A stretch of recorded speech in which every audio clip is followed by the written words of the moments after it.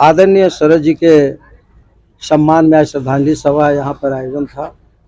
महागठबंधन के सभी साथी लोग और समाजवाद को चाहने वाले चाहे किसी भी दल के लोग हों, सभी लोग यहाँ उपस्थित हुए और शरद जी के प्रति श्रद्धांजलि अर्पित उन्होंने किया और सब शरद जी के गुणगान किया। शरद जी का जो सिद्धांत था, नीति था, और डॉक्टर लोहिया कहा करते थे कि यदि राह सही हो और राह पर चलने वाला राही गलत भी हो तो देर सवेर गंतव्य स्थान तक पहुंच सकते हैं, लेकिन यदि राह ही गलत हो, राही कितना भी अच्छा रहे, हम चाहकर भी गंतव्य स्थान तक नहीं पहुंच सकते हैं। तो जो समाजवाद का राह था, उस राह को बनाने में जो राह बनाया था आदरणीय डॉक्टर लोहिया जी ने, उसको मजबूती देने में यदि सैकड़ों नेताओं का हाथ रहा है, जयप्रकाश जी हो, कर्पूरी ठाकुर हो, आचार्य नरेंद्र देव हो, सरीखे जितने नेता हैं, मुलायम जी हो, उसमें शरद जी की भी एक अहम भूमिका रही है। आज हम लोग मर्माहत हैं शरद जी को अनुपस्थित पाकर, लेकिन उनका जो बताया हुआ मार्ग है निश्चित रूप से भविष्य में समाजवाद के मार्ग को प्रशस्त करता रहेगा। और न सिर्फ समाजवाद का उन्होंने नारा दिया, बल्कि संपूर्ण जीवन समाजवाद की तरह अपने आप को जिया। आपका राजनीति सफर में भी उसके साथ मिलने को मिला था, तो क्या कैसा रहा था आपसे मुलाकात? बहुत अच्छा, मैं तो उनको राजनीति का कबीर मानता हूँ। और मैं एक कहूँ कि मैं जब प्रदेश अध्यक्ष बना तो पहली बार जो हमने प्रदेश का जो सम्मेलन किया था, उसके उद्घाटन करता माननीय शरद जी ही थे।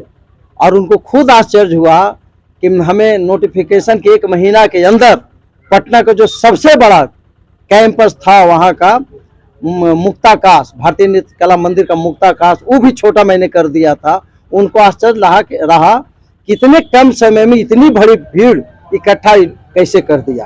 तो हमारे संगठन क्षमता को वो लोहा मानते थे और हमको भी बहुत प्यार देते थे। अभी महागठबंधन में उथल पुथल चल रहा है, क्या सरकार टूटने का भी? नहीं, महागठबंधन कोई उथल पुथल नहीं है, ये मीडिया में उथल पुथल है। और जो समाजवादी का या फिर सामाजिक न्याय का जो विरोधी हैं, जहाँ भी हैं, जहाँ फंसे हुए, लग रहा है कि लालू और नीतीश और तेजस्वी जब मिल जाएंगे तब बाकी मेरे अंगने में तुम्हारा क्या काम है, वो लोग बहुत चिंतित हैं। तो उन लोग का कुछ प्रयास होता है ज़्यादा कदा, लेकिन हमें नहीं लगता है यह टूट रहेगा। और 2024 और 25 हम लोग महागठबंधन के रूप में चुनाव लड़ेंगे।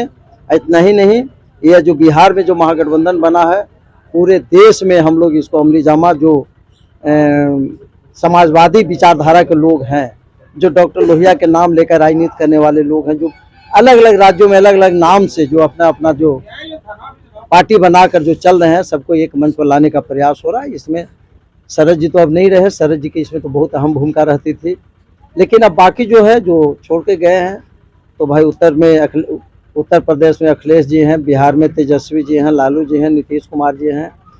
सबका समन्वय प्रयास होगा कि पुनः एका बने और हम लोग पुनः अपने परचम को लहराएं। समाधान यात्रा लेकर के चलें, क्या उनका उद्देश्य है? क्या वो राज्य में ही घूमेंगे कि राज्य से बाहर भी जाएंगे? पीएम देखिए, चूंकि राज्य के मुखिया हैं तो स्वाभाविक है जो सरकारी जो पॉलिसियां चल रही हैं, आम लोगों के पास कितना इम्प्लीमेंट हो रहा है, जगह जगह जाने के बाद ही उसका पता चलता है। और पता करने के बाद फिर उसमें जाकर तब्दीली करनी रहती है तो किया भी जाता है। समय समय कई मामलों में हुए भी हैं, क्योंकि इनका एक यात्रा कोई पहली नहीं है। ये लगता है कि साल में 1-2 बार करिए लेते हैं जब से हुए हैं, और तब से जो अनुभव आता है पूरे बिहार में घूमने के बाद, और उससे जो नेट रिजल्ट निकलता है, रिजल्टेंट जो होता है, उसके हिसाब से कुछ पॉलिसियां में तब्दीली भी करनी रहती है तो किया जाता है। राज्य से बाहर भी यात्रा करेंगे? निश्चित करेंगे, करना ही है। जो हम राष्ट्रीय विकल्प के रूप में दे रहे हैं तो निश्चित रूप से करेंगे। अपना परिचय दें। डॉक्टर उपेंद्र प्रसाद, पूर्व MLC एवं महागठबंधन औरंगाबाद लोकसभा का प्रत्याशी रहा हूं मैं।